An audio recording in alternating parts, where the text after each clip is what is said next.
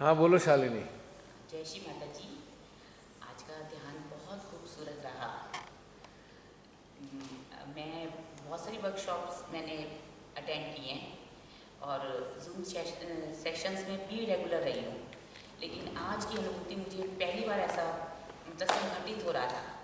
मुझे बहुत अच्छा लग रहा है यहाँ पर आकर सब लोगों से मिलकर, और जो मैं ये एहसास लेके जा रही हूँ फर्स्ट टाइम, मुझे बहुत अच्छा लग रहा है कि श्री माता जी की असीम कृपा है जो इस वर्कशॉप में लेकर आई।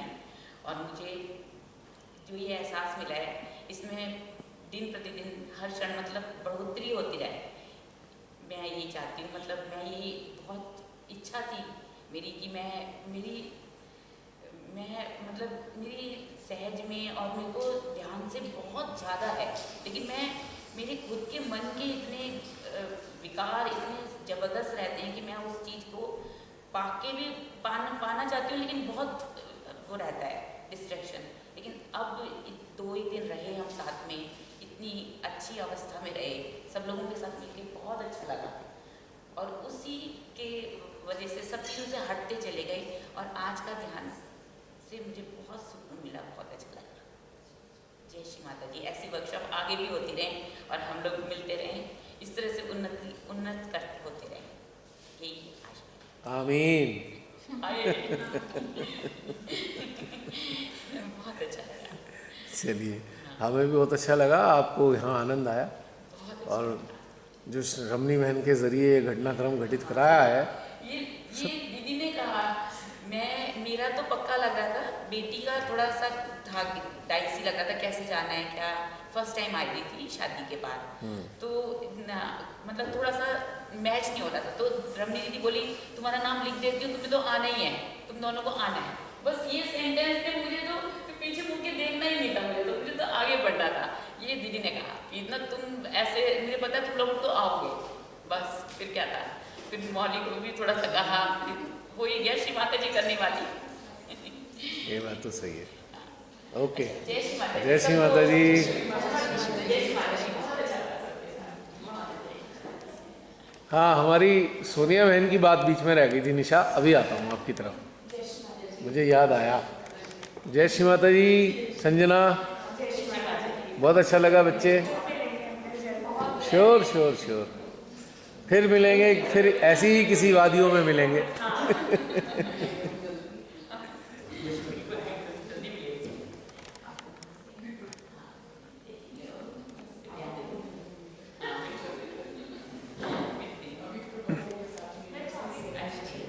जय श्री माता जी।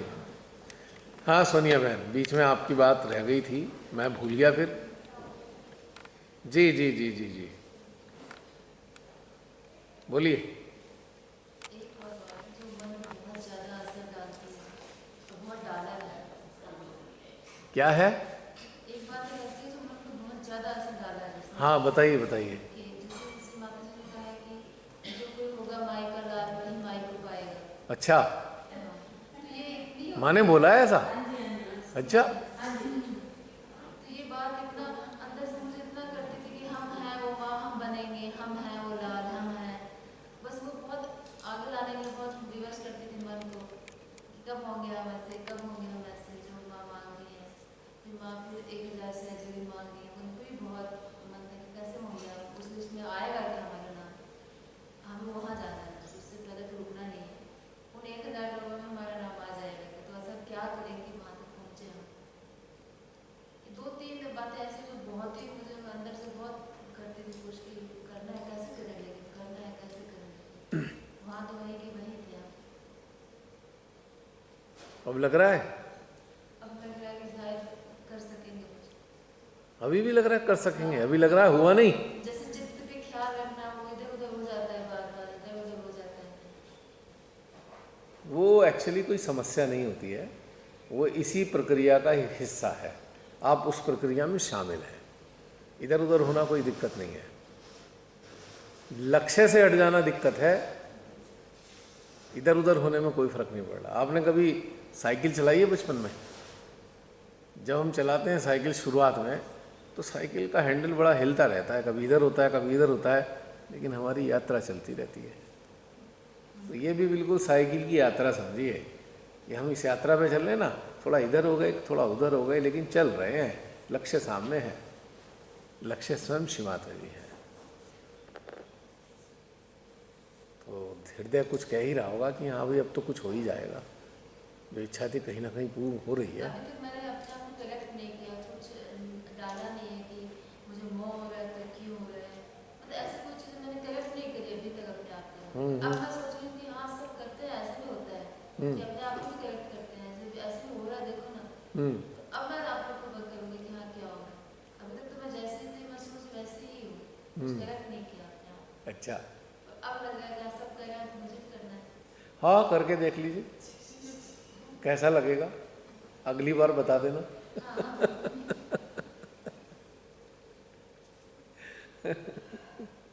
ये करेक्शन पता है कैसा होता है, जैसे एक चित्रकार होता है, एक चित्र ड्रॉ करना शुरू करता है, ड्रॉ करते करते करते उसे लगता है अरे यार ये लाइन कुछ इधर ज़्यादा हो गई, वैसे इरेज करके फिर दूसरी लाइन बना देता है, फिर चलता है आगे को, फिर थोड़ी देर बाद लगता है ये थोड़ी, तो ये करेक्शन इस प्रकार का है। लेकिन चित्र बन रहा है और उसे चित्र बनाना है, ये बात पक्की है।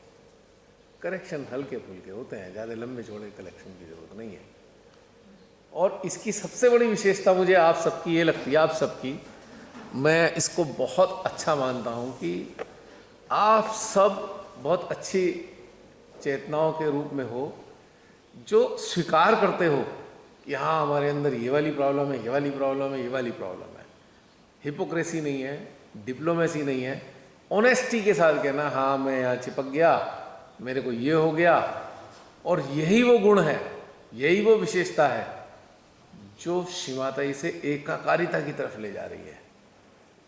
जब पहले खुद से तो स्वीकार करें हम कि हम हैं कहाँ, तभी तो हम आगे बढ़ पाएंगे। हम स्वीकार करते हुए आगे जा रहे हैं ना, तो ये सबसे विलक्षण घटनाक्रम है सहज की ध्यान यात्रा का। ये साधना एक्चुअल साधना होती है जब हमारे अंदर ये वाले भाव उत्पन्न होते हैं और ओपनली बोलते हैं कि हाँ मैं यहाँ फंस गया था, मेरे अंदर ऐसा मोह जाग गया, मेरे अंदर ये हो गया। ये सबसे सुंदर चीज़ है और यही वो वास्तविक लक्षण है उस साधक साधिका के जो 1000 शस्त्रार में बैठे हुए साधक साधिकाओं के उसमें शामिल करने वाला है। डिप्लोमेसी आपको नीचे गड्ढे में फेंक देती है, हिपोक्रेसी तो आपको सत्य से ही दूर ले जाती है। पब्लिकली हम बड़े हिपोक्रेटिक वे में कहते हैं अरे हम तो बस मज़ा आ रहा है, लेकिन अंदर से कहानी कुछ और है। लेकिन जो स्वीकार करता है पब्लिकली, तो श्री माता जी उसके दोनों हाथ पकड़ती हैं, एक हाथ नहीं पकड़ती, कहती है आ जा मैं तेरे को संभाल लेती हूँ। उन्हें एडमिट किया ना, बाकी मैं सब पूरा कर दूँगी, क्योंकि वो जो तेरे अंदर क्षमता नहीं है वो क्षमता मैं ही तो दूंगी, वो क्षमता तू खुद से पैदा नहीं कर सकता। लेकिन अब तूने स्वीकार कर लिया है तो सारी क्षमताएं मैं तेरे अंदर भर दूंगी। ये सबसे बड़ा गुण है जिसके अंदर भी अगर है तो बहुत अच्छी बात है। ये स्वीकार करना सीखें, पब्लिकली स्वीकार करें कि हाँ हम यहाँ अटके हैं। और आप ये ना सोचें हमारी शान में कुछ जो है कमी आ जाएगी। अगर आप स्वीकार करते हैं पब्लिकली इस जो ध्यान यात्रा पे चलते हुए, तो समझ लीजिए 4 चांद लगेंगे आपकी जो अस्तित्व और व्यक्तित्व है उसमें। सबसे सर्वोत्तम गुण होता है स्वीकार करना। और जब हम स्वयं की चीज़ों को स्वीकार करते हैं तो हमारा स्वयं को पाने का रास्ता साफ हो जाता है, क्योंकि स्वीकार न करना स्वयं को पाने में सबसे बड़ी अड़चन है, सबसे बड़ी अड़चन। ठीक है बहन, बताइए आगे हो गया। चलिए, और सुनीता बहन आ जाइए।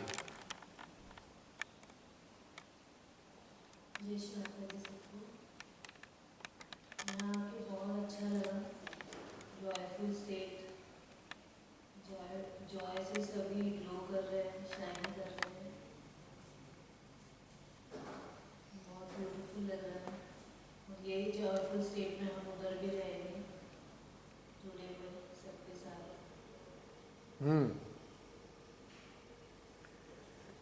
और बहुत अच्छी क्लियरिटी, ट्रांसपेरेंसी डेप्थनेस फील हुई। जूम सेशंस पे होती है लेकिन यहाँ का कुछ डिफरेंट है, काफ़ी डिफरेंट है। जो हम लोग इंटरेक्शन करते हैं उसमें बहुत कुछ समझ में भी आता है, क्लैरिटी भी बढ़ती है और डेप्थनेस बढ़ती है, जो हम फिजिकली कनेक्टेड होते हैं।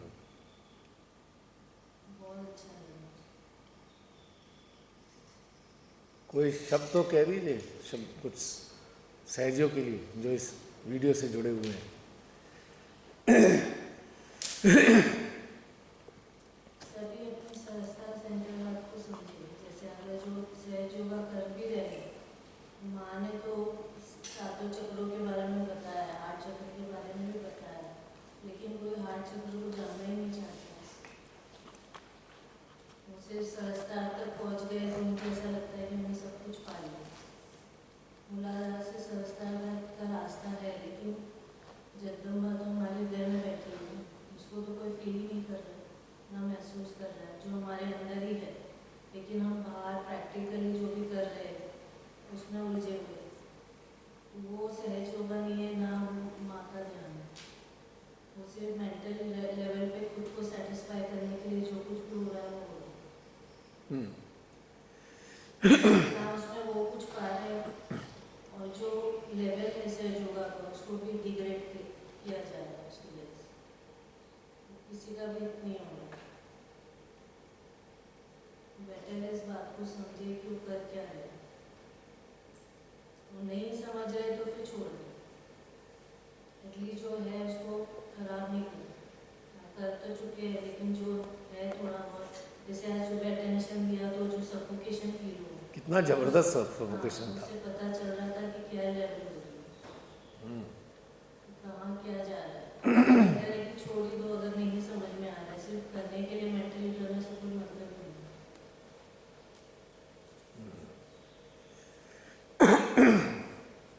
करना है तो अपने इनर ग्रोथ को बढ़ाइए, अपने इनर बीइंग को समझिए।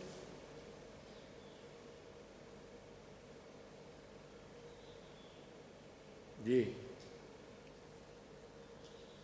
बस यही कहना। यही है ना, ओके। हाँ तनु, जोर से बोलना, इसकी बेचारे कान थोड़े कमजोर हैं। खुशी है, मैं जो अनुभव करना चाहती हूँ मेरे माँ की मुझे सब हुआ, रहते सबके साथ बैठने से जो आनंद की प्राप्ति हुई है वो लेवल ही अलग है। जूम पर भी होती है, यहाँ बात करके एक दूसरे से बहुत सारे हमारे जो डाउट्स थे वो भी चले गए, और जो स्थिति बनी वो भी बहुत ही सुंदर। एक बात तो पक्की है कि अगर आप कुछ सच्चे मन से ठान लेते हो तो सृष्टि शुरुआत जिस सब गंज को चला देती है कि आपको वहाँ तक ले आती है, कोई काम पूरा करने बन गई उस रास्ते में। ये मैंने महसूस किया जिस दिन से ये डेट फिक्स हुई थी। मेरी फैमिली में भी बहुत कुछ ऐसा हुआ कि परिस्थिति बनती थी जा पाएंगे कि नहीं, पर मेरा जो विश्वास था मुझे जाना है, जो मर्जी सर्कमस्टांस हुए तो पक्का था, सरेंडर था कि मैंने वहाँ जाना है, इसका जो मर्जी हो जाए, और वो ओके ही था। इस बात की मुझे बहुत खुशी। माने वीडियो में बात है कि आप अपना दिमाग चलाना बंद कर दो, मेरे पे छोड़ो, मैं सब करूँगी। जब दिमाग चलाते हो ना तब तुम उस प्रॉब्लम के घेरे में फंसते चले जाते हो, और ये चीज़ मैंने प्रैक्टिकली इस दौरान फील करी। या जब आप सरेंडर कर देते हो तो पूरी कायनात जुड़ जाती है हमें उस चीज़ में मिलाने में, और ऐसे सफर तय हो जाता है कि जैसे पता ही नहीं लगने देता। ये चीज़ मैंने फील की। व्यूअर्स के लिए मेरा यही मैसेज है, जब से मैं छोटी थी मैं भी यही चीज़ फील करती थी। सफोकेशन जब मैं सेंटर जाती थी मुझे माँ से वो शक्ति मिलती थी, पर मुझे वो क्रियाकलाप सब पुरुषों करना बिल्कुल भी पसंद नहीं था। मुझे लगता था कि ये कोई वे नहीं है, आप उसमें ही फंसते रह जाते हो, इतना लॉस्ट हो जाते हो कि आप जुड़ ही नहीं पाते हो। मेरा सरेंडर तब भी था कि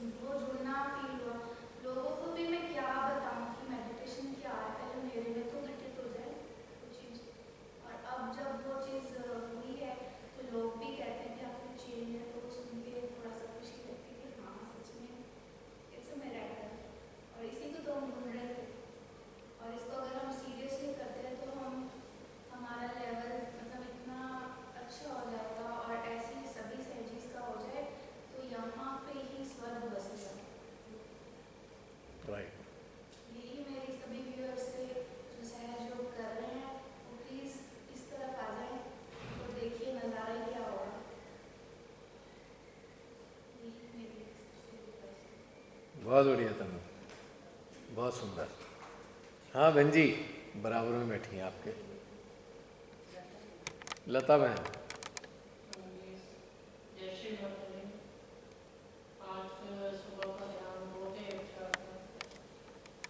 तो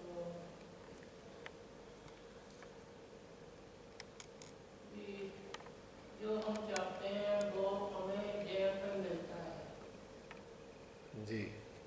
तो जो भी बात हम माँ से कहते हैं वो भी पूरी होती है। तो माँ ऐसे ही अपने चरणों में लगाए रखते हैं। यही संदेश देना है हम सबको कि हम भी माँ के चरणों में लगे रहें।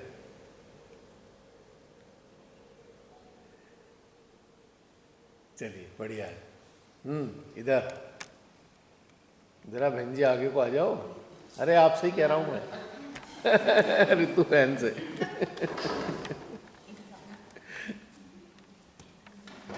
जी ऋतु बहन आइए। जय श्री माता जी। आज का जो ध्यान हुआ है उसमें ऑलरेडी, क्योंकि रात में वहाँ थोड़ा लेट हुआ तो उसी कारणवश हम भी लेट हो गए यहाँ आने में माँ के दरबार में। तो वो जो शुरू का आज छूटा है वो तो मालूम नहीं है, और थोड़ा स्थिति वही है कि थोड़ा पहले आ जाओ तो चीज़ें अच्छे से आप मतलब बन जाती हैं अपने अंदर के सिस्टम की। तो जैसे आज हम थोड़ा लेट हो गए यहाँ आए तो तब ये श्री माता जी का ध्यान रहना शुरू हो गई थी, चली हुई थी। तो ये रहा। आगे जैसे आपने अभी बताया अपना ही, और भी बहनों ने भाई ने बताया कि भाई हार्ट पे हमें वो लगा। तो या तो ये चीज़ तो मुझे फील नहीं हुई कि ये मतलब सफोकेट हो रहा था या क्या हो रहा था, लेकिन हाँ वो क्षण निकलने के बाद एक पीस था अंदर। और जिस तरह से श्री माता जी आपके द्वारा करा रही थी कि भाई इन चेतनाओं पे वो रखना है, अपने हार्ट से कनेक्ट करना, तो वो अच्छे से फील हो रहा था। तो कहने का तात्पर्य यही है कि अभी तो जो हमारे अपना मतलब स्तर है, किस स्तर पे चेतना है, तो वो अभी तो थोड़ा टाइम ही इसमें लगेगा। जैसे कि मुझे नहीं ये चीज़ हुई कि वो घुटन हो रही है आप लोगों को, क्या हुआ। तो बाकी का वैसे वो पूरा पीस था, बराबर ऊर्जा थी, बहुत अच्छा लगा। एक मुझे ये पूछना था कि जब श्री माता जी के साम्राज्य में हम सभी हैं, तो जिस तरह से अभी श्री माता जी के और भी बच्चे इस चीज़ को कह रहे हैं, थोड़ा सा यहाँ मुझे क्लियर होनी चाहिए चीज़। ये जैसे फूड सॉन्ग है श्री माता जी ने बताई है, क्योंकि एक उसमें मैंने माँ को सुना कि भाई मैं भी करती हूँ, श्री माता जी ने बोला। तो अब हम लोग भी मतलब करते हैं, तो लेकिन अभी यहाँ मैं सुन रही हूँ कि भाई कोई नहीं कर रहा है या ठीक नहीं है, तो क्या मतलब ये थोड़ी सी दुविधा है, थोड़ा प्रकाश डालें इस चीज़ पे। हाँ देखिए, इसमें एक सिंपल सी बात यह है, श्री माता जी ने कहा ये बात, उन्होंने कहा बड़े बड़े संत भी करते थे, मैं भी करती हूँ, आपको भी करना चाहिए, ठीक है। और उन्होंने क्लियर कहा कि आपकी इसमें क्लियरिंग होती है। अब हमें इस चीज़ पे जाना है कि क्लियरिंग किस चीज़ की होती है। बता सकता है कोई किस चीज़ की क्लियरिंग होती है? जो अंदर अपने सारी अशुद्धियाँ जो भी हैं वो जल देवता के द्वारा, यानी कि हमारे, हाँ बहन बताइए आप।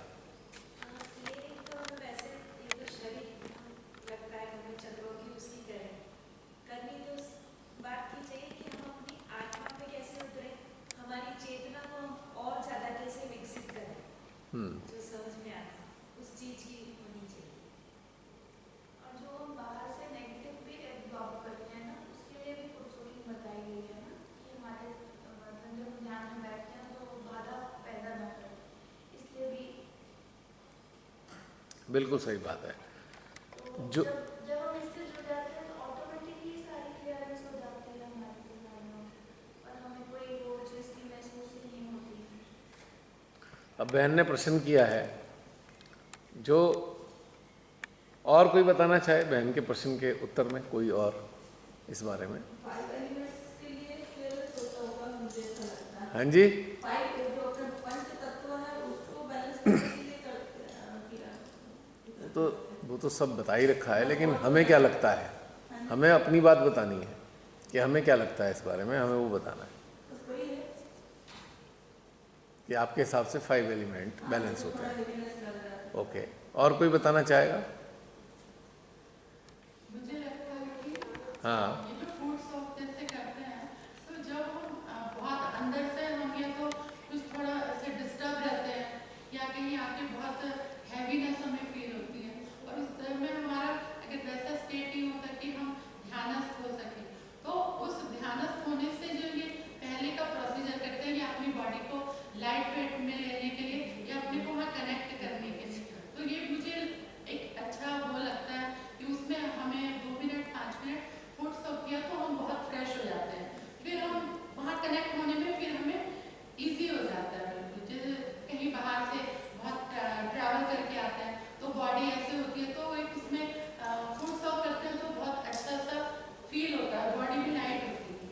तो मुझे लगता है वहाँ कनेक्ट होने से पहले हम नहीं ध्यानस्थ हो सकते, तो वैसा करते हैं। पर ये स्टार्टिंग का था, ये हम लोग शुरू से जब करते आए थे तो आप कर रहे थे, और अब जब से यहाँ जैसे वो शुरू से करते हैं, लेकिन अभी कभी भी जब श्री माता जी मतलब कभी हम ये अवसर देती हैं, अपने को लगता है कि करना है तो अच्छा, तो तब अभी हाँ तो अभी भी करते हैं, ऐसा नहीं है कि बिल्कुल नहीं करते, तो कभी भी जब अपने को लगता है तो फिर हम वैसा फूड तो करके फिर ध्यानस्थ होते हैं। जी, एक हाँ, आप बताइए बहन, बोलिए। जब अपनी कुंडलिनी में कंटिन्यूस सांस काट रहे हैं, आपका चित्त ऑलरेडी स्टेबल है और यू आर फीलिंग एनर्जी, तो ऐसा मेरा इंडिविजुअली में कि it's not going to be unified, it has to be imposed upon everyone, जो मुझे लगता है तो जरूरत नहीं देती अगर आप ऑलरेडी बैलेंस स्टेट में हैं। राइट, हाँ राकेश जी, आप क्या व्यूज दे रहे थे इस बारे में? शिवांता जी ने जो भी ट्रीटमेंट बताए हैं वो आपकी नॉलेज के लिए बताए हैं। जैसे मार्केट में मेडिसिन बहुत सारी अवेलेबल है, लेकिन हम सारी मेडिसिन यूज़ तो नहीं करते ना। शिवांता जी ने कहा आपको जिस चीज़ की ज़रूरत है उसके लिए आप इसको कर सकते हैं, बहुत सुंदर बात उसमें बोल कोई रहे हैं। दिक्कत नहीं है। बट अगर आपको ये लगता है कि एज ए रिचुअल आप अपना रहे हैं कि मैंने ये नहीं किया तो ये हो जाएगा, तो that is in your mind, and वो फिर आपको इफेक्ट देगा। आपके माइंड में नहीं रहना चाहिए कि मैंने नहीं किया। आपको लगता है, आपको ज़रूरत है आपके सिस्टम को, आप करिए, नो इशू। बट अगर नहीं करने के बाद आपको ये लगता है कि मैंने नहीं किया इसलिए ऐसा हो रहा है, वो नहीं आना चाहिए। करेक्ट जी, रमनी बहन।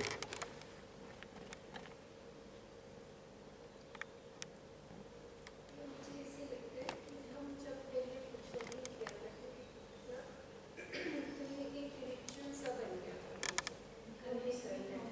अगर कोई जरा सी परेशानी आती तो मतलब हम नहीं करते, जैसे हम ईगो लेवल से जुड़े तो हमारी माँ से कनेक्टिविटी हुई, हम हार्ट से से माँ से जब जुड़े तो ऐसे लगा कि निरंतर हम जब एक इंटेंसिटी के साथ माँ से जुड़ते हैं तो हमारे जो चक्र है वो हर वक्त एनर्जी से भरना शुरू हो गया। पहले एनर्जी नहीं थी चक्रों में खूबसूरती करने के बाद, फिर हमें ऐसा लगा कि हम ऊर्जा से स्नान करते हैं, तो मुझे लगता है कि फिर इसकी नीड नहीं रही। अदरवाइज इतनी मतलब प्रॉब्लम्स अगर हमें याद नहीं रहता खूबसूरती नहीं करी, बट अब वो रिचुअल नहीं है इसलिए दिमाग से भी निकल गया।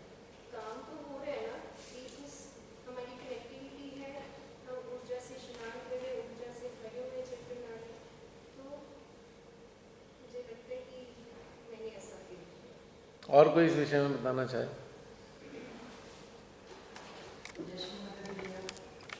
जी बहन, जी बहन जी, बोलिए, कहाँ हैं आप? अच्छा मुझे दिख नहीं रही। जी जी बहन बताइए। मेरी चेतना के अनुसार जब हम फूड शॉपिंग करते हैं, जैसे हम सेंट हार्ट शास्त्र से कनेक्ट करते हैं, हाँ, लेकिन जब हम अपने से हटकर संसार में उलझ जाते हैं या लेफ्ट हो जाते हैं या राइट हो जाते हैं और बहुत ज़्यादा विचारों में उलझ के अपने सिस्टम को ज़्यादा यूज़ कर लेते हैं और मतलब एनर्जी कम हो जाती है, हाँ। अनबैलेंस हो जाते हैं, मतलब ये बैलेंस में लाने के लिए है, हम्म। मेरे को ये लगता है। हाँ वो तो माँ ने बताया ही है, आप क्लींस हो जाएंगे तो संतुलन में आ जाएंगे, इसमें तो कोई तो बात ही स्थूल नहीं है। शरीर भी और सूक्ष्म शरीर भी जब हम फूड शॉपिंग करते हैं काफी कुछ हद तक बैलेंस में आ जाता है। जब बिल्कुल हम खुद से नहीं कर पाते हैं, माँ से कनेक्टेड नहीं हो पाते हैं, तो ये एक सहारा है फूड शॉपिंग करने का। बहुत इससे सही, बहुत इंस्टेंट फायदा होता है। बहुत बढ़िया बात। और कोई इस विषय में रोशनी डालना चाहेगा? इवन यहाँ पे भी जो लोग कमर्स हैं जिनको हीट फील होती है ना, तो उनको सजेस्ट की जा सकती है ये चीज़। मुझे तो यही लगता है कि वो बैलेंस करती है उनके लिए, थोड़ा सा काम आती है ये चीज़। बढ़िया। और कोई? वरना फिर मैं, मेरी बहन ने पूछा तो फिर मैं अपने, जी जी बहन जो मैंने फील किया, क्योंकि मैं पहले पुशअप करती थी, जी। जैसे मैंने आपकी वीडियो सुननी शुरू करी ना, तो जब मैं पुशअप करती थी तब तो मेरे पैरों में से बड़ी गर्मी निकलती थी, जब भी मैं शाम को पुशअप करती थी। पर जब मैं आपकी वीडियो सुनने लगी तो मैं सिर्फ ध्यान करती थी, तो मुझे लगा ध्यान से ही सब कुछ हो रहा है, तो मैं पानी की क्रिया क्यों करती हूँ 2-2 बार? वो धीरे धीरे पानी की क्रिया अपने आप छूटती गई, और अब मतलब ऐसा नहीं लगता। बीच में फिर मैंने ये भी महसूस करा कि मैं छोड़ के देखती हूँ, क्योंकि 9:30 मुझे आपकी वो वीडियो आता था ना ध्यान, एक दिन मैंने कहा कि नहीं करती, तो मैंने नहीं किया, तब भी मुझे अच्छी नींद आई और मैं ध्यान कर पाई। तो फिर मतलब जो मैंने फील करा कि मतलब हम ध्यान अच्छा कर रहे हैं, हम 8-10 साल से जुड़े हैं, तो हमें फुर्सत की जरूरत नहीं है कि हमारे चक्र अपने आप नीचे के साफ होते जाते हैं। पहले नहीं होते थे, पता ही नहीं था, ये चक्र साफ कर लो, वो कर लो, पानी की क्रिया करो 3 बार, तो करते थे। तो जब खुद को समझ आई, सुना, जब शुरू में आए थे ना, तो 3-3 क्या वाशी जाते थे, तो 5-5, 6-6 बताते थे। हाँ, और हैंड सोप करो और लंच, और ऐसे लगता था हाँ होमवर्क दे दिया हमने, थक जाता। सारी एनर्जी उसी में एग्जॉस्ट हो हाँ, जाती तो है। लगा कि ध्यान तो कर ही नहीं पाते हैं। तो जब भैया की वीडियो सुननी शुरू करी तो तब लगा कि ध्यान का एक्चुअल अब मिल रहा है। इतने टाइम से ध्यान ही नहीं मिला, तो हम तो इसी क्रिया में लगे हुए थे। तो मेरा मानना है कि कहीं भी करो, आपका ध्यान अच्छा है तो आपको पानी की क्रिया की जरूरत नहीं पड़ती है। ये आपका एक सहारा है। जब नए होते हो, आपको नहीं पता होता, तब आप करते हो पानी की क्रिया नए लोगों के लिए। तो और आजकल तो जब आप 8 और शास्त्रार्थ से ध्यान बता रहे हो, तो वो लोग भी अब ऐसे ही कर रहे हैं, उनको भी जरूरत नहीं पड़ती पानी की क्रिया। जी, आपने बहुत अपने व्यूज़ को प्रकट किया है, बहुत अच्छा लगेगा। और तीसरी बात यह है कि जो आपके व्यूज़ को व्यूअर्स देख रहे हैं, उनके कितने सारे कॉन्सेप्ट क्लियर होने वाले हैं इस चीज़ के लिए। इसलिए ये जो हम सब लोग इकट्ठे होते हैं, हम लोग अपनी अपनी चेतना स्तर के सहजीज या साधक साधिका हैं। जो हमको एग्जैक्टली लग रहा है, हम उसे आपस में शेयर कर रहे हैं। भिन्नता आ रही है उसमें, थोड़ी थोड़ी भिन्नता, और इस भिन्नता के जो एक्सप्रेशन से जो भिन्न भिन्न चेतना स्तर के लोग अन्य हैं, जो ये इन वीडियोस से गुजर रहे हैं, उनको कितना आराम और चैन मिलता है, क्योंकि उनको लगता है कि जो उनके अंदर हो रहा है, उनको एक जुबान मिल गई है। वो कहना चाहते थे लेकिन नहीं कह पाए, लेकिन आपने आपने आपने या आप में से किसी ने उनकी एक जुबान भरकर वो सारी बातें कह दी जो वो कहना चाहते थे। हाँ जी, वीडियो के बाद ना इनको सबकी बाल्टियाँ पैक होने वाली। नहीं, ऐसा तो नहीं है। हाँ, रेनू भाई जरा सा, हाँ दिखे, बोलिए बोलिए बोलिए। जय श्री माता दी सबको बड़े प्यार से। जिस लेवल में अच्छा, गुस्से में भी करती हैं जय श्री माता जी? अच्छा, मुझे पहली बार पता लगा। आपको क्या भैया 15 साल तक पढ़ाने में रहे, लेक्चरिंग किया, तो उस जमाने में तो माइक भी नहीं होते थे, और एक क्लास में 60-60 बच्चे होते थे, तो आवाज शुरू से ही ऐसी कड़क। हाँ, कड़क। वो बच्चों को पढ़ाने से पहले तो डिसिप्लिन में 1 घंटा 45 मिनट बैठे, वो एक बहुत बड़ा चैलेंज होता था। तो इससे आवाज के कारण बोला प्यार और प्यार में कमी नहीं है।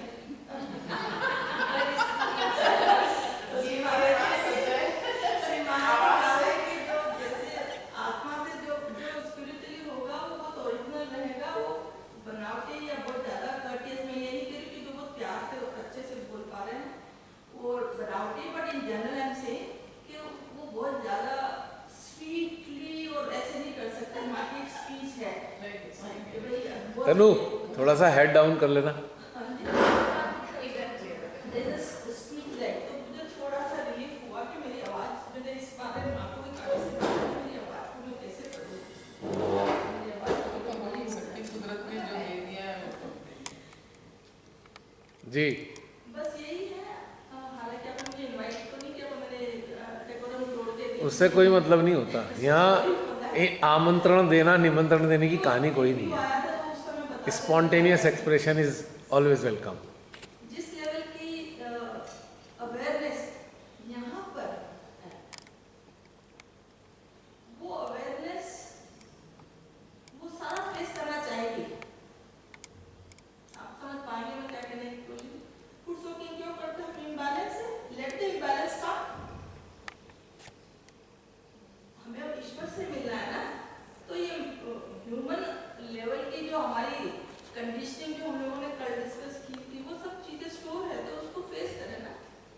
ये मेरा अपना वो है कि अगर हम क्यों भागे, अगर हमारे अंदर गर्मी भी है तो आने दो, कोई नहीं, अपने आप एब्जॉर्ब होगी। जब हम सहस्त्रार और अपने कुंडलिनी माँ जब आपके सहस्त्रार में हृदय खुला हुआ है, प्यार दे रहे हो, प्यार ले रहे, तो ये चीजें तो अपने आप होती जाएगी। हमारा फोकस तो होना नहीं चाहिए। जो उस लेवल के जिनको सिर्फ यही है कि हमें यहाँ तक पहुँचना है, यहाँ जाना है, तो वहाँ फिर ये सब चीजें बहुत पीछे रह जाती है। ये मुझे ऐसा लगता है। ये जितनी भी क्लियरेंसेस है, it is always there for building. पर जब आपके स्टेट आप जैसे जैसे आगे बढ़ते हो, तो फिर कैंडलिंग भी और सोकिंग एंड अदर थिंग्स, ये चीजें जरूरत ही नहीं होती। और आप तैयार हो जाते हो कि जो भी होगा सिर्फ माँ अंदर है, सब देखा है। ऐसा मुझे लगता है। बहुत सुंदर। मैं ऐड करना चाहूँगी। हाँ इसलिए मैंने काफ़ी अप डाउन देखे लाइफ में, कुछ स्ट्रगल एक्सट्रीम पे गए और एक कंटिन्यूस ग्लूम रहता था।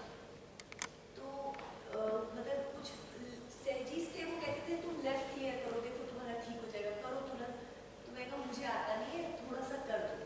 थोड़ा लाइट तो फील होता था, बट जो एक्सपीरियंस शेयर करना चाहती हूँ कि हमें मन की क्लियरेंस करनी है, हमें अपनी चीज़ों को सोल्यूशन पे लाना है, सॉल्व करना है। क्योंकि आज मैं वही हूँ, परिस्थितियाँ भी वैसी ही थी। अगर मैं कुछ डिसीजंस नहीं लेती तो मतलब हमने जब अपने मन से सोल्यूशन लिया कि ये नहीं करेंगे या ये चॉइस है, या तो ये करो या ये करो, ऐसे रह लो या वैसे रह लो, ये खा लो या वो खा लो।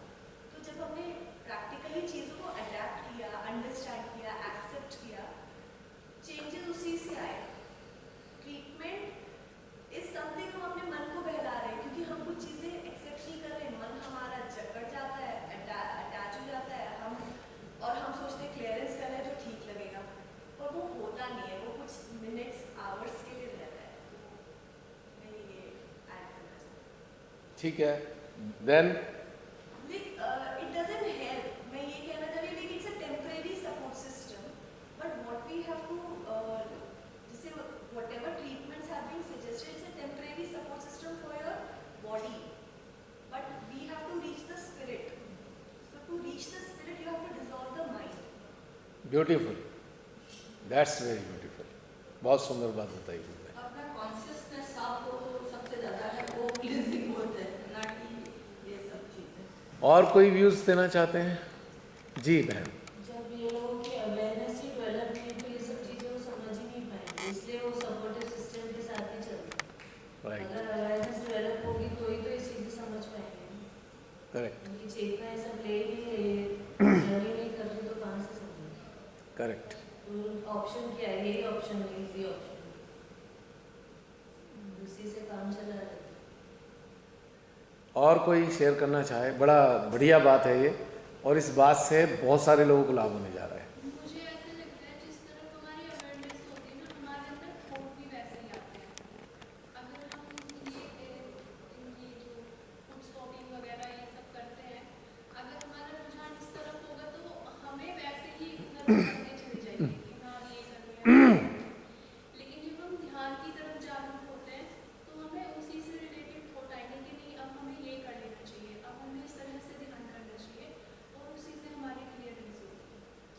ये भी बहुत सुंदर बात बताई निशा ने। निशा के बारे में थोड़ा सा बताना चाहूँगा। एक दिन मैं सेंटर गया, तो वापसी में आ रहा था, तो निशा से पता नहीं कैसे मुलाकात हुई थी। निशा बताना, मैं भूल गया। मुझे हाँ, मुझे ये बताया गया था जितना आप सेंटर पे काम करोगे उतना तुम्हारी ग्रोथ होगी अच्छी। अच्छा, सेंटर पे काम करने से ग्रोथ होगी। काम क्या करना है वहाँ पे? मैं तो मतलब जो भी जैसे माँ का डाल लगाना है या वहाँ पे पूजा से रिलेटेड जो भी काम है वो आप करोगे तो अच्छा, मुझे जब सब बड़े प्यार से बोलते थे, मैंने ऐसा वाला प्यार देखा मतलब कि सब बड़े प्यार से गले मिल रहे हैं, जैसे माता जी बोल रहे हैं, मुझे भी बड़ा अच्छा लगता था। तो मैं जैसे जाती थी, मैं थोड़ा जल्दी चली जाती थी, तो मुझे वहाँ पे जो पूजा के बर्तन होते थे वो धोने को दे देते थे। मैंने कहा जी मेरा अटार लगाने का मन है, आज मैं ऊपर काम करूँगी। नहीं, ये आप वो नहीं कर पाओगे, ये आप कर लो। तो वो उस दिन भी पूजा ही थी शायद, तो मैं गई थी वहाँ पे, मेरे अंदर ना ऐसे चल रहा था, माँ अच्छा तो लग रहा है यहाँ पे, कुछ अंदर भी घटित हो रहा है मेरे पर, मैं समझ नहीं पा रही हूँ क्या है। और यहाँ पे पूछती हूँ कोई बताता भी नहीं है। अब बर्तन धोने से यहाँ पे तो काम चलने वाला है नहीं। हाँ ठीक है, कोई पूजा है यहाँ पे, जो भी है मैं जितनी हेल्प कर सकूँ उतना अच्छा है। अच्छा, 1 मिनट स्टॉप हो जाना। हाँ बोलो बोलो, चलो अभी चल रही है। जितना भी मैं कर सकूँ उतना अच्छा है माँ, आपके चरण में सेवा करूँ। पर माँ मुझे ये चीज़ें चाहिए नहीं, मुझे मज़ा तो नहीं आ रहा। तो और मैंने कहा माँ कुछ तो ऐसा कर दो। 1 मिनट रुकना, बताइए। मैं माँ से ऐसे प्रे कर रही थी, आते उस दिन मैं इतनी लेट हो गई थी, काफ़ी लेट हो नहीं लेट नहीं हुई, धूप बहुत ज़्यादा तेज थी और मैं अकेली थी। कैंपस से हाईवे पे आने के लिए 1.5 किलोमीटर पैदल चलना पड़ता है, कोई कन्वेंस का वहाँ पे साधन नहीं है। मैं घबरा रही थी, अगर इतनी तेज गर्मी हो रही, मैं कैसे जाऊँगी वहाँ, क्या होगा, मैं कैसे पहुँचूँगी।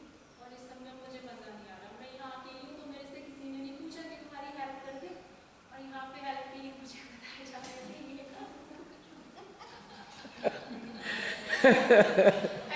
चल रहा है, नेगेटिव थॉट नहीं आ रहे थे उस समय की परिस्थिति को देखते हुए। तो मैं ऐसे ही प्रे कर रही थी, माँ कुछ तो हेल्प कर दो। मतलब मुझे यहाँ पे आके श्री माता जी को जान के ध्यान करके अच्छा लग रहा है, पर यहाँ पे आके मुझे नहीं अच्छा लग रहा है, इस माहौल में नहीं अच्छा लग रहा है। तो तभी भैया आए, तो मैं ऐसे धीरे धीरे चली गई थी। भैया बोले बहन आगे जाओगी? मैंने कहा हाँ भैया मुझे जाना है RF कैंप। बोले मैं घर से निकलूँगा, मैं आपको छोड़ देता हूँ। भैया ने छोड़ा, मुझे लग भी नहीं रहा था भैया घर पे भी जाएंगे। भैया 2 घंटा 2.5 घंटा घर पे भी रुके। पहली बार मिला था मैं इनसे। हाँ और मैं इतनी खुश थी अंदर से, मैं इतनी खुश थी बहुत ज़्यादा। शायद मैं अपनी लाइफ में पहली बार इतनी खुश हुई थी कभी। भैया ने ध्यान करवाया, पहली बार मुझे तभी वाइब्रेशन फील हुए थे, तभी पता चला जो जो मेरे अंदर प्रश्न थे सबके उत्तर मिले।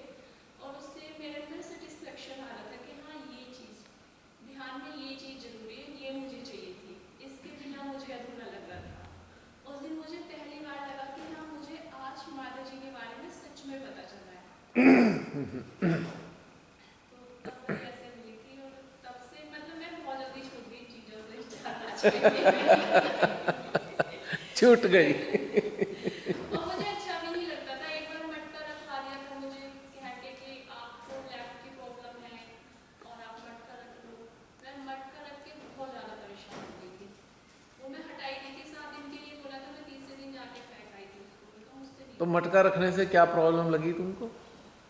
अरे वो देखना नहीं है उसको, मैं तो कोई मेरे को बोल देना ये नहीं देखना, तो मैं तो जरूर देखो।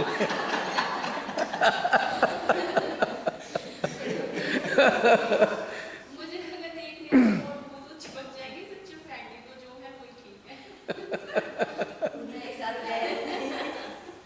और मुझे मैं वो रखवाते धूप बाधा के लिए मेरे साथ क्या होता है, मुझे नेगेटिव एनर्जी बहुत ज़्यादा फील होती है, बहुत ज़्यादा। कई बार मुझे सोते सोते महसूस होता है, जागते हुए भी मुझे महसूस होता है कि हाँ कुछ है यहाँ पे, नेगेटिव एनर्जी है।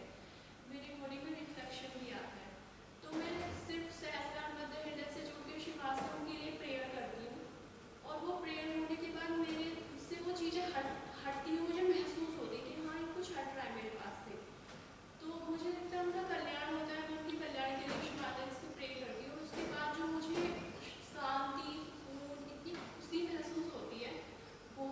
मुझे लगता है आ भी रही है तो कोई दिक्कत नहीं है इसमें। आ भी रही है तो कोई दिक्कत नहीं। कितनी अच्छी बात बताइए। पहले हटाने के लिए परेशान होते थे कि हाँ मुझे प्रॉब्लम तो होती थी पहले भी, लेकिन मैं समझ नहीं पाती थी और शायद वहाँ जाती रहती तो समझ भी नहीं आती मुझे। लेकिन अब ये कॉन्सेप्ट क्लियर हुआ, ये वर्कशॉप में आते आते ये सब चीज़ें पता चली, तब लगता है ना ठीक है जो है ठीक है, माँ है ना हमेशा साथ। जब मुझे प्रांजल को लेके भी लगता है कि जब मैं अपने बच्चे को किसी भी परेशानी में देख नहीं सकती, चाहे मुझे उसके लिए कुछ भी करना पड़े, तो हमेशा माँ के बच्चे हैं वो भी नहीं देख सकते। कितनी बड़ी टीचिंग है और कितनी बड़ी चीज़ बताई है बस हमेशा यही मन में रहता है। कि माँ हमें परेशानी में नहीं देख सकती, इसका विश्वास होना चाहिए। बस ये बहुत बड़ी बात कही है, बहुत सुंदर। और यहाँ पे आने के लिए भी इतनी एक्साइटमेंट थी अंदर, इतनी सारी बुरी परिस्थितियाँ थी, तब भी इतना उत्साह था कि नहीं जाना है। तो आज ये बता दो तुम आए कैसे कैसे हो, सबको बताओ। कहाँ से आए हो, कैसे आए हो? बता दिया था। अच्छा ठीक है, बता दिया था। ओके, मेरे को ये गायब हो गया, memory loss, short term memory loss. इतना उत्साह था ना अंदर, इतनी सारी परेशानियाँ आई, वो भी ना कम लगने लगी कि हाँ ठीक है चल ही गई, पहुँच तो गए ना, कुछ यहाँ पे सब कुछ ठीक है। और मैंने एक चीज़ और देखी, अगर हम सांसारिक स्तर पे, मैंने मतलब मैं अपने लिए बता रही हूँ, सांसारिक स्तर पे मैंने शिवा से कुछ भी कभी चाहा ना, पहले तो अंदर से इच्छा ही नहीं होती बोलने की शिवा से, कभी तो चाहा भी तो मुझे नहीं मिला। नहीं मिला। अपने आत्मिक और आध्यात्मिक उत्थान के लिए जब भी चाहा, हाँ, जो भी चीज चाहिए वो तुरंत से मिली। वो कहाँ से कैसे करके किसका सपोर्ट दिला दे, कैसे कहाँ पहुँचा दे, मतलब हमेशा मिला मुझे, हमेशा। लेकिन संसारिक चीज़ कोई नहीं मिली, मांगते ही। तो मुझे जैसे सेंटर पे बताते थे ना कि हाँ मतलब हमारी ये ऐसे शारीरिक स्थिति अच्छी हो जाती है, बीमारियां खत्म हो जाती है, ये हो जाता है। मेरे साथ कुछ नहीं, और बीमारियां आज भी हैं, घर की स्थिति भी जैसे है वैसे ही चल रही है, जो भी है सब सेम चल रहा है, लेकिन आध्यात्मिक उत्थान इतने बड़े लेवल पे हुआ है। तो मुझे लगता है ना कि हमारा जो जीवन है ना वो इसी के लिए बना है, संसार में फंसने के लिए बना ही नहीं है। अगर वो सब चीजें मिल गई तो हम उसी में फंस के रह जाएंगे, और हमें अपना आत्मिक उत्थान और आध्यात्मिक उत्थान चाहिए, वो नहीं हो पाएगा। बहुत सुंदर बात बताइए तुमने, वेरी गुड।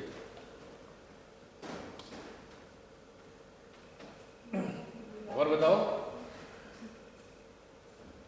और कुछ कहना चाहते हो? हाँ, मेरा मम्मी वाला टॉपिक छेड़ा है, तो मैं उसके लिए ये पूछना चाहती थी कि जैसे मतलब कुछ तो लोग सुसाइड कर लेते हैं कि हाँ बहुत छोटी मोटी बातें हो गई, किसी से गुस्सा हो गया या कुछ भी छोटी मोटी बातों पे कर लेते हैं, लेकिन जब कोई बहुत विषम परिस्थितियों में करता है, बहुत ज़्यादा विषम परिस्थितियों में सुसाइड करता है, और कहते हैं कि लोगों की मुक्ति नहीं होती जो लोग सुसाइड करते हैं, तो इसमें क्या सच है? उनके चेहरे ने क्या बताया तुमको? मतलब मुझे ऐसे फीलिंग हुआ कि हाँ मुक्ति हुई है, क्योंकि सबने ये बात बोली थी और शिवाजी जी ने साक्षात दिखा दिया कि हाँ मेरे बच्चों को तुम ऐसा नहीं बोल सकते, ऐसा नहीं हो सकता है। उनके चेहरे पे जो परिलक्षित हो रहा था, क्या इंडिकेशन दे रहा था? किताबें भी लास्ट में एकदम ओम साफ दिख रहा है, बना हुआ। बन रहा है ना? आपने जो प्रश्न किया था कि आपकी मदर ने जो अपनी जीवन लीला समाप्त करी बाय चॉइस, और उनके सामने बहुत विषम परिस्थितियां रहीं, और उन्होंने इस चीज़ को चुना कि भाई ठीक है मुझे अपना समय समाप्त कर लेना चाहिए। तो इसमें दो पहलू होते हैं। और जैसे इससे पहले आपने ये भी बताया कि शिमाता जी के साथ बहुत ज़्यादा जुड़ गए थे और उनके साथ एकाकार होकर रहने लगे, और वो डिटैच भी रहने लगे।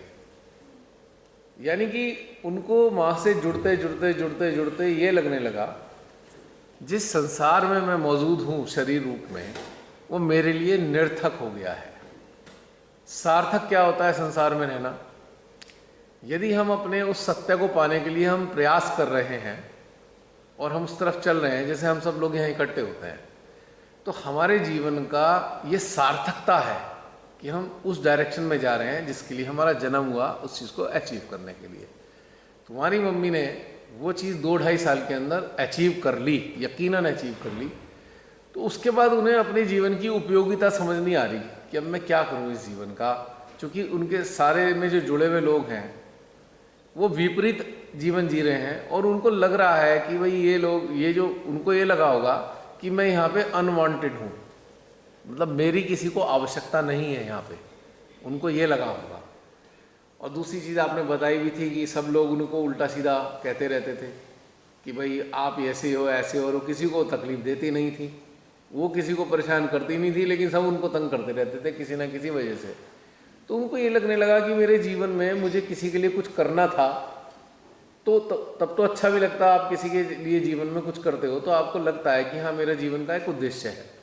जब आप किसी के लिए कुछ भी नहीं कर पा रहे हो और आप अपने आप को ये मानने लगे कि भाई अब मेरा जीवन जो है अब समाप्त हो जाना चाहिए, निरर्थक हो गया है, तो शायद उन्होंने उसके बाद ये डिसीजन लिया।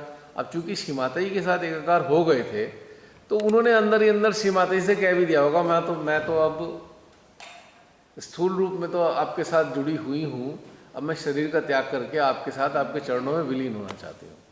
तो शायद इस बात को पूरे अच्छे से, पूरी कॉन्शियसनेस के साथ उन्होंने पूरी समाधानी अवस्था में इस चीज़ को स्वीकार किया है और उसके बाद उन्होंने अपनी ई लीला समाप्त कर दी।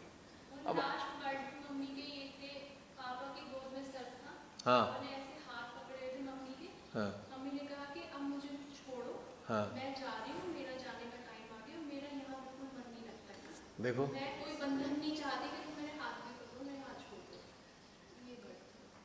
और फिर एकदम बस आंखें बंद कर ली, एक आग ही नहीं निकला मुझसे। बताइए, जिन्होंने ऐसी चीज़ खाई हुई है, सल्फास वगैरह जैसी चीज़ होगी कोई, और वो इतना भयंकर पीड़ा देती है, लोग हाथ जोड़ते हैं डॉक्टर के हमें बचा लो। सोच लो, एक तरफ उन्होंने सल्फास खाया है अपनी जीवन को समाप्त करने के लिए, जब वो रिएक्ट करती है ना तो डॉक्टर के पैरों में पड़ जाते हैं, हाथ जोड़ के कहते हैं मुझे बचा लो, और इतने छटपटाते हैं, इतने छटपटाते हैं, आपको बता ही नहीं सकता, इतनी भयंकर पीड़ा करती है सल्फास।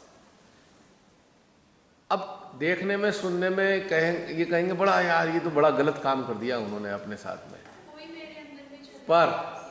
पर वो उस चीज़ को पा चुकी थी ना। अब ये बताइए उनके पास क्या साधन था अपने जीवन को समाप्त करने का? या तो वो उस लेवल पे समाधान स्थापित करती, ठीक है माँ मेरी देह आपको समर्पित हो गई है, अब ये मेरे चारों तरफ वाले लोग मेरे साथ क्या करते हैं अब मैं ये भी छोड़ देती हूँ, पर उन्हें अपना आत्मसम्मान प्यारा था। आत्मसम्मानी मानव अपने सम्मान को नीचे नहीं लाने दे सकता, तो उसे मृत्यु स्वीकार है। अब एक बात बताइए, आप वो जौहर किया था जब राजस्थान में, तो क्या उसे हम आत्महत्या कहेंगे? बताइए। आपने आत्मसम्मान की रक्षा के लिए जो है उन्होंने अपने, इतनी सारी महिलाओं ने अपने प्राण त्याग दिए, अग्नि में कूदकर अपने आप को समाप्त किया, जौहर कहलाया वो, क्योंकि इतना आसान काम नहीं है।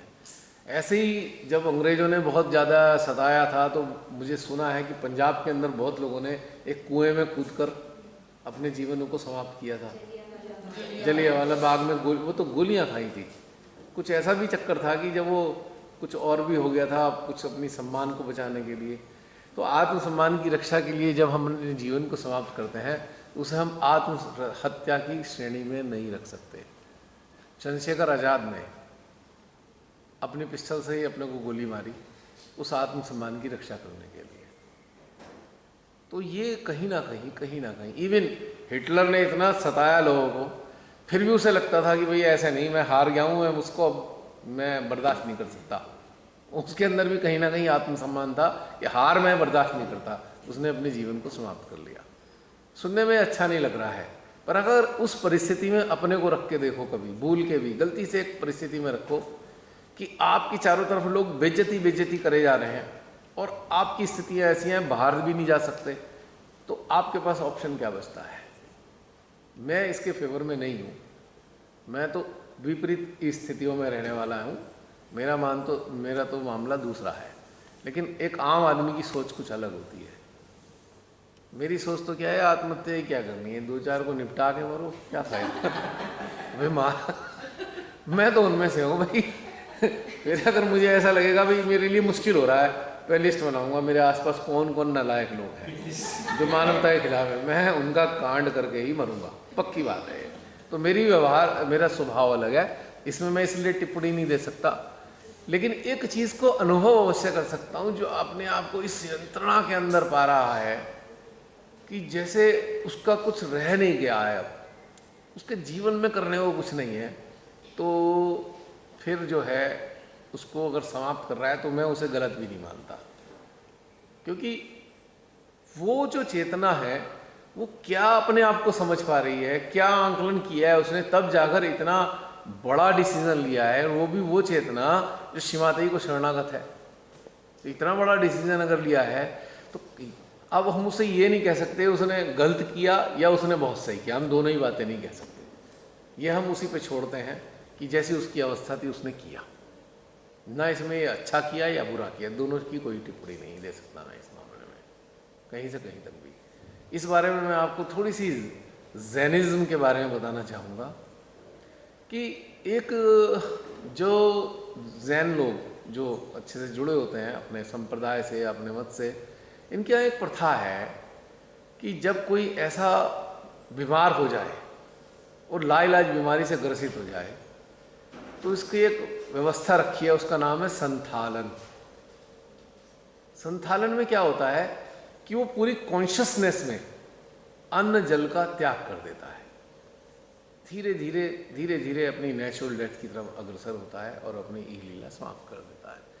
तो ये जो उसको मृत्यु का वर्ण करता है वो बड़े सम्मान के साथ करता है, और अपने आत्मसम्मान को बचाने के लिए कि मैं असहाय हो गया हूँ, अब मैं दूसरों के सहारे जीवन जीता हूँ, तो मुझे अब दूसरों के सहारे जीवन नहीं जीना, कि कोई अपने दैनिक कार्यों के लिए भी मुझे कोई उठा के ले जाए, अपने सहायता से दैनिक कार्य पूर्ण करूँ तो उसे अच्छा नहीं महसूस होता, इट फील्स एशेम्ड।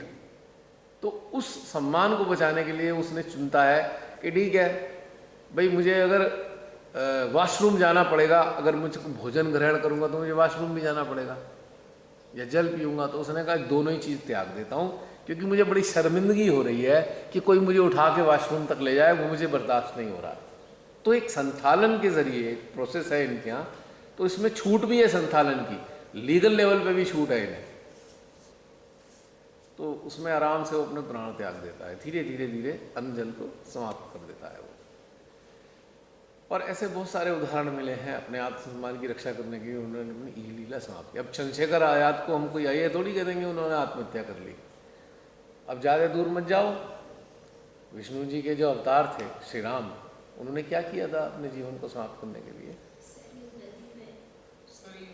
तो क्या उनके लिए हम ये अच्छा सा खराब सा शब्द इस्तेमाल कर सकते हैं? बताइए कैसा लगेगा श्री राम के लिए कह के? मैं उसको कहना भी नहीं चाहता। तो ये अब यहाँ पर हमारे एक स्वतंत्रता भी है, एक स्वतंत्रता छुपी हुई है, हमें मर्जी है हमारी जीवन जीना चाहते हैं या नहीं। हाँ, अगर हम उस सत्य को पाए बगैर ऐसी परिस्थितियों में फंस गए, अब मान लो मैं ही हूँ, मुझे शत्रु पक्ष ले जाए कहीं प्रताड़ित करने लगे, तो पहला तो प्रयास में रहेगा उनको मैं मारूं, और जब मुझे लगेगा यार ये मैं मारने लायक भी नहीं, उन्होंने तो मेरे हाथ पैर बांध दिए हैं, तो मैं कोई ऐसा रास्ता तलाशूंगा कि अपने आत्मसम्मान की रक्षा के लिए अपने प्राण त्याग सकूँ मैं। पॉइंट समझ में आ रहा है? शायद मैं भी ऐसा करने वाला हूँ।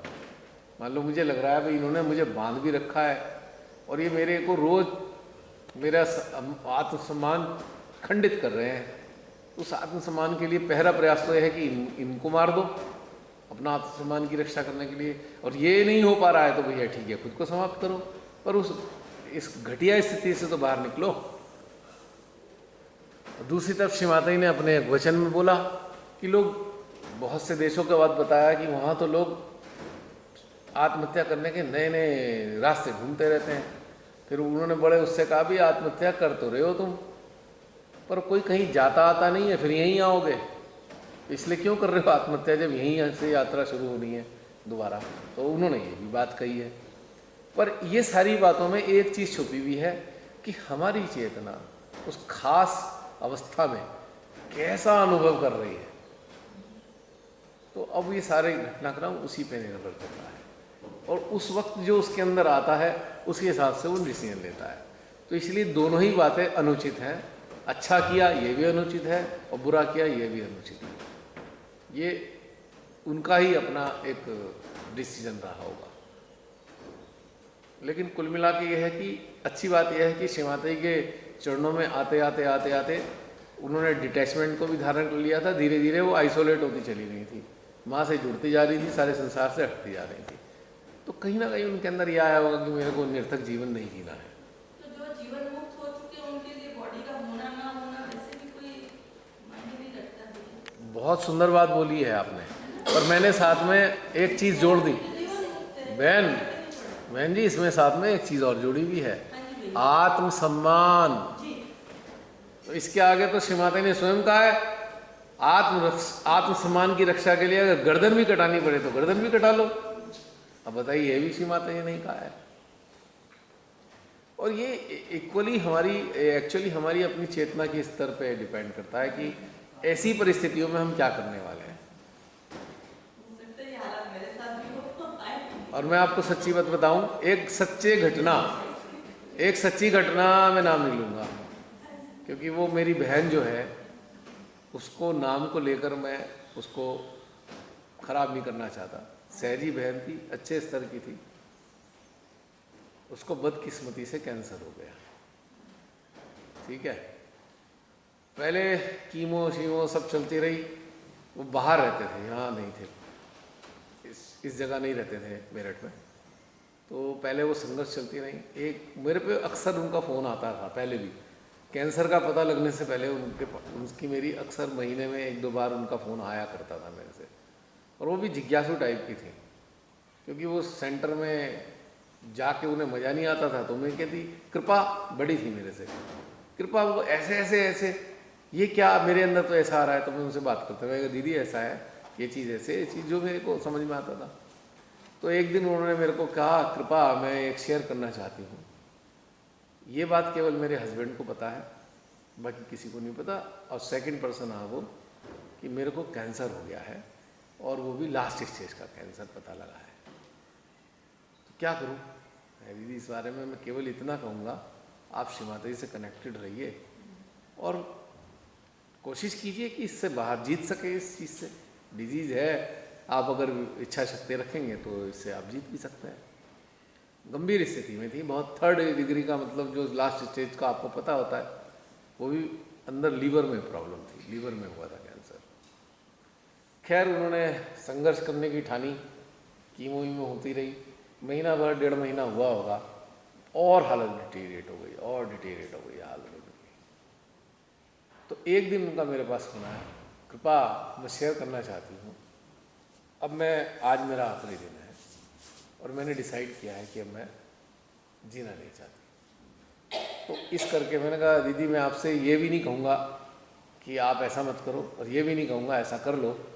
आपको जो समझ में आ रहा है आपको वो डिसीजन लेना है, क्योंकि आपकी जो यंत्रणा है मैं उसे सुनकर महसूस तो कर सकता हूँ कि भाई हाँ बहुत कष्ट में है, लेकिन कितने कष्ट में है ये मैं नहीं जान सकता। तो ये आपका सोली अपना डिसीजन है। और अगर आप ऐसा चाहते हैं कि मैं इस शरीर को त्याग दूँ, मैं तो उसके लिए भी आपके लिए गुड विशेष ही रखूँगा। और नहीं आप और ज़्यादा संघर्ष करना चाहते हैं, बोले संघर्ष तो कर ही रही हूँ मैं, लेकिन मुझे पता है 10-5 दिन और संघर्ष चलेगा, और तब तक मैं इतने भयानक कष्ट में क्यों रहूँ। क्योंकि कहती है कृपा बहुत भयानक पीड़ा होती है, वो सही नहीं जाती, इतना दर्द होता है कि सहन नहीं होता है। तो मैंने कहा दीदी फिर आपकी जैसी इच्छा है। तो उसके बाद वो लास्ट कॉल थी उनकी, उसके शायद 1-1.5 घंटे बाद उन्होंने स्वीकार कर लिया था, अपने प्रयाण को स्वीकार किया।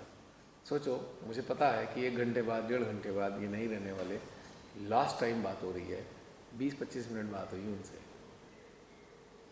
बोली क्या ये मेरे स्पिरिचुअल चीज़ के लिए हानि होगी? बहुत सारी उन्होंने डीप बातें करी। डिसीजन लेने से पहले सोचिए कितनी सारी बातें उन्होंने करी हैं, और इतनी अच्छे स्तर की बातें की कि मेरी चेतना को क्या होगा, ये होगा, वो होगा। मगर दीदी सच्चाई तो है, श्री माता जी जान सकती हैं क्या होगा, लेकिन इतना कह सकता हूँ कि अगर आप माँ से जुड़े हैं तो यकीनन आपको आने वाले समय में कुछ बेटर मिलेगा जीवन में, लेकिन इस बारे में बता नहीं सकता, ये तो उनका ही काम है श्री माता जी का। तो इस तरीके से जो है उन्होंने अपना जीवन समाप्त किया। बहुत ज़्यादा बढ़ गया था अंदर, सारी चीज़ों में फैल गया था अंदर। वो क्या होता है ना कि कीमोथेरेपी ले लेके हमारी एंटीबॉडीज़ ख़त्म हो जाते हैं, नष्ट हो जाते हैं, सारा सुरक्षा तंत्र खत्म हो जाता है कीमोथेरेपी से, तो अनेकों प्रकार के और दसियों इन्फेक्शन लग जाता है, तो वो फिर एंड हो जाता है, वो कोई सर्वाइव नहीं करता है। और मेरे को एक डॉक्टर से बात हुई मेरी, कई जो बहुत सीनियर मोस्ट डॉक्टर हैं, वो कह रहे सच्चाई तो मैं बता दूँ, 95% लोग स्वेच्छा से अपने शरीर त्याग देते हैं जो कैंसर की गंभीर रोगों से ग्रसित होते हैं। 95 के लगभग 98% प्यार से परिवार सब से बातचीत करके फिर वो डिसीजन ले लेते हैं कि भाई अब ठीक है।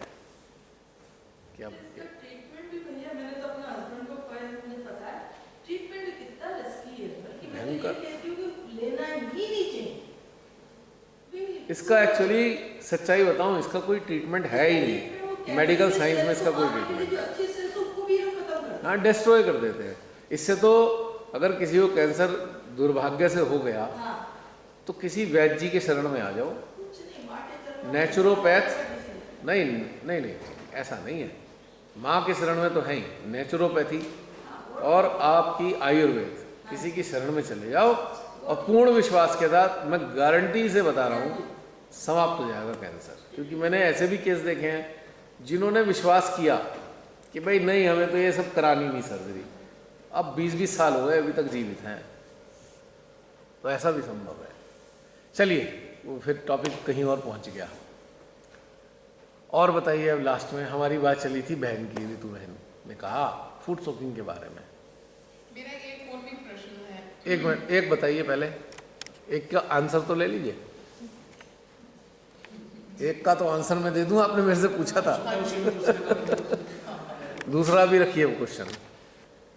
देखिए, मेरे हिसाब से जो मुझे अनुभव हुआ आज से 22 वर्ष पूर्व, श्री माता जी ने अपने चरणों में स्थान दिया, वो सारी प्रोसेस से मैं भी गुजरा। सहजियों ने जैसे बताया मैंने करा, करते करते करते मुझे कुछ दिन बाद ये समझ में आया कि जो ये चीज़ है ना, ये बड़ा बोझिल सा कर रही है ऐसे हमारी इस ध्यान की यात्रा को। ध्यान में तो मतलब ध्यान तो घटित होता नहीं इस चीज़ में पूरी तरीके से, और हम इसे एक मजबूरी में करना शुरू कर दिया है, और इस मजबूरी के पीछे एक भय भी है शामिल है। अगर ये नहीं किया तो ये हो जाएगा, भूत आ जाएगा, निगेटिविटी घुस जाएगी, ये सब चीज़ें। तो मुझे बड़ा धीरे धीरे करके बोझा सा लगने लगा। अब मुझे एक दिन लगा, मैंने कहा भाई ये सारी चीज़ें ना कहीं मुझे ऐसे लगती हैं, यकीनन श्री माता जी ने बताया है, नो डाउट, पर जब शुरुआत में कुछ दिन करके देखा तो मुझे ये महसूस होने लगा कि माँ ने कहा है कि आपको इवॉल्व होना है, उत्क्रांति की तरफ जाना है, और हमारा अधिकतर समय इन क्लियरिंग प्रोसेस में जा रहा है। तो जब हम उस तरफ, उस ध्यान में उतरने का आते हैं, तैयार होते हैं, तब तक बहुत सारा समय निकल चुका होता है। ठीक है, कुछ ना कुछ बैलेंस करनी है, ये करनी है, ये करना है, पूरा प्रोसेस है ये पूरा। उसके बाद क्या होता है कि अब हम पे समय भी नहीं बचा, तो फिर आखिर क्या करा जाए ऐसा कि भाई ये जो है किसी तरीके से जो है, ये जो समय है हमारा, इसका सदुपयोग हो सके। तो इसी एक धारणा को लेकर श्री माता जी के सामने बैठना हुआ मेरा। मैंने श्री माता जी से प्रश्न किया, माँ के अल्टार के सामने आराम से बैठा हूँ, माँ से बातचीत शुरू हुई। माँ, एक बात बताइए, आपने सारी चीज़ें बताई हैं, हमारे चक्र साफ हो जाएंगे, नहीं होंगे, आपने बताया, आप जो हो उसके बारे में कोई शंका ही नहीं है कि जो आप बता रहे हैं वो हमारे हित में नहीं है। और मेरा आपसे एक प्रश्न है, प्रश्न ये है कि फूड सोकिंग जो करता है वो अपने सिस्टम को क्लियर करने के लिए करता है, बताया आपने।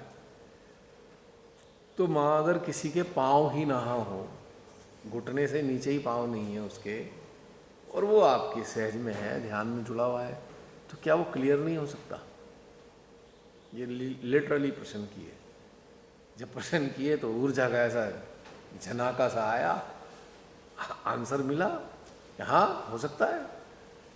फिर मैंने कहा, आपने कहा आप बंधन भी न लगा के जाओगे तो आपको प्रॉब्लम होगी, आपकी प्रॉब्लम आ सकती है नेगेटिविटी में। मैंने कहा माँ, किसी के हाथ ही नहीं है, वो बंधन लगा ही नहीं सकता, तो क्या आप उसे अपना प्रेम और संरक्षण नहीं दोगे? फिर वो ऊर्जा आई, फिर ऊर्जा में उसमें पॉजिटिव आंसर मेरे को आया। मैंने कहा आपने कहा है माँ, निर्विचार होने के लिए ना बिंदी की तरफ ध्यान लगाओ। मैं किसी की आंखें ही नहीं है, अब वो क्या करे, कहाँ पे ध्यान लगाए? उसे तो बिंदी दिख नहीं रही, उसे तो आपका अल्टार भी नहीं दिख रहा। वो आपको फील तो कर सकता है पर दिखेगा तो उसे कुछ भी नहीं। तो उन्होंने फिर ऊर्जा भेजकर एक एनर्जी देकर मुझे समझा दिया कि हाँ भाई ये भी संभव है। तो फिर उसके बाद मैंने प्रश्न किया, माँ आपने मंत्र लेने को बोला, मंत्र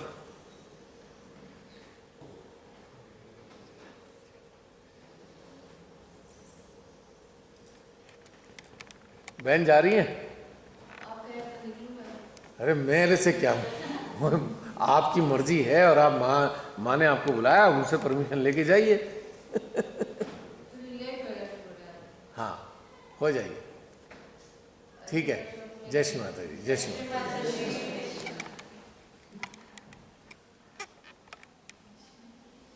ये हमारी सोनिया बहन अहमदाबाद से जो आई हैं, अब इनकी वापसी हो रही है। दोनों नाम इन्हीं के ही हैं, मैंने कल देख लिया। हाँ मैं भी पहले, एक सोनिया नाम इनका प्रेम वाला नाम है जो घर में लोग रख लेते हैं, संतोष नाम इनका सर्टिफिकेट वाला है। जय श्री माता जी। इन्होंने मैसेज किया था कुछ ऐसे पूछने के लिए, तो मेरे को लगा कोई मेल है, मैंने बात ही नहीं की। फिर ऐसे बता रही हूँ, संतोष शर्मा ना, तो मैंने कहा आयु, मैंने कहा ऐसे ही कोई तफरी मारा है, मैंने नहीं बात करी। अच्छा। जय श्री माता। अब संतोष जो है नाम पुरुषों का भी होता है, तो जसरीन ने बात ही नहीं करी।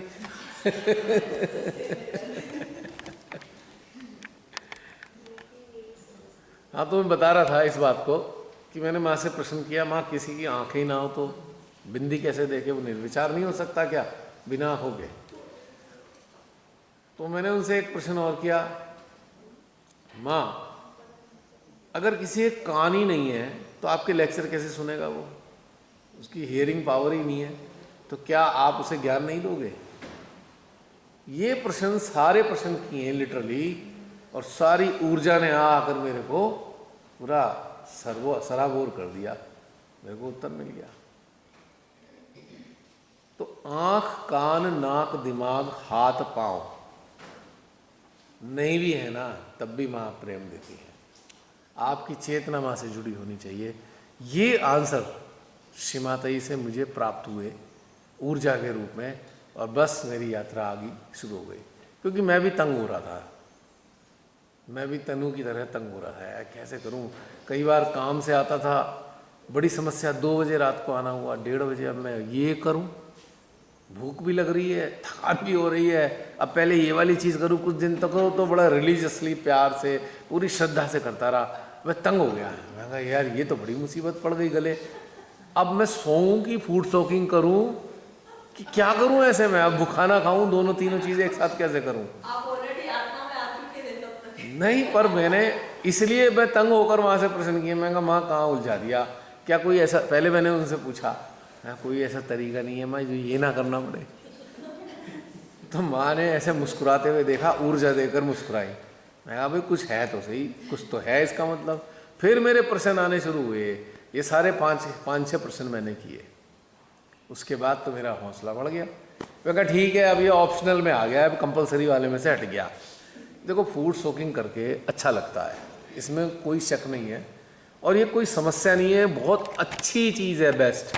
क्योंकि उन्हीं दिनों जब मैं जुड़ा था तो अपने वर्कशॉप में मैंने क्या किया, एक बड़ा भारी सा सामान उठाया, लगभग 150 किलो का। मेरी बॉडी उस वक्त ढीली थी, मैंने ऐसे झुक के जो उठाया, ऐसे हो गई मेरी कमर, ऐसे बन गया। ऐसे लहराती हुई कमर। अब मैं चल रहा हूँ ऐसे, भाई क्या करूँ। अब उस वक्त तो स्कूटर भी चलाना पड़ता था, छोटा शहर है, तो ऐसे करके बैठा हूँ, पोस्चर देखिए ऐसे, चल रहा हूँ तो ऐसे बना हुआ है ऐसे। मैं डॉक्टर के पास गया, मैं कहा डॉक्टर साहब, बोले रेस्ट करो, बेड रेस्ट। मैंने कहा वो नहीं हो सकता। क्यों नहीं हो सकता जी, बेड रेस्ट क्यों नहीं कर सकते, मेरी स्थितियाँ नहीं है बेड रेस्ट करने की, मुझे तो ऐसा बता दो कि किस तरह से दर्द कम हो जाए। तो फिर मुझे आइडिया आया, ऐसे ही बैठे, मैं कहा भाई फूड सोकिंग करके देखते हैं। वो उस वक्त स्कैनिंग भी नहीं कराई, पर डॉक्टर ने कहा भाई तुम्हारी L4 L5 में डिस्क जो है कंप्रेस हो गई है और आपको अगर रेस्ट नहीं किया तो ये गंभीर समस्या बन जाएगी। और मैंने इसे गंभीर समस्या बना लिया बाय विल, ना रेस्ट किया, ना मैंने स्कैनिंग कराई, ना इसका कोई प्रिकॉशन लिया। स्ट्रगल के दिन थे, उन दिनों स्ट्रगल के दिन हुआ करते थे। अगर मैं 2 घंटे भी अगर वहाँ वर्कशॉप ना पहुँचूँ तो मेरे लिए समस्या होती थी और बड़ी दिक्कत आती थी। तो मुझे ऐसे ही स्कूटर चलाना, किक ऐसे मारना, बॉडी ऐसे है, ऐसे देख रहे हैं, ऐसे ही चलाना पड़ रहा है और दर्द बहुत भयंकर हो रहा है। अब उस चक्कर में गर्दन में भी दर्द हो गया, अलाइनमेंट बिगड़ा हुआ है। चेंज हो गया पोस्चर। अब निशा इस बात को अच्छी तरह समझ सकती है।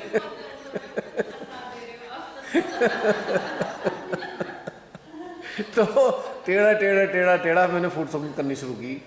5-7 दिन में मुझे आराम महसूस हुआ।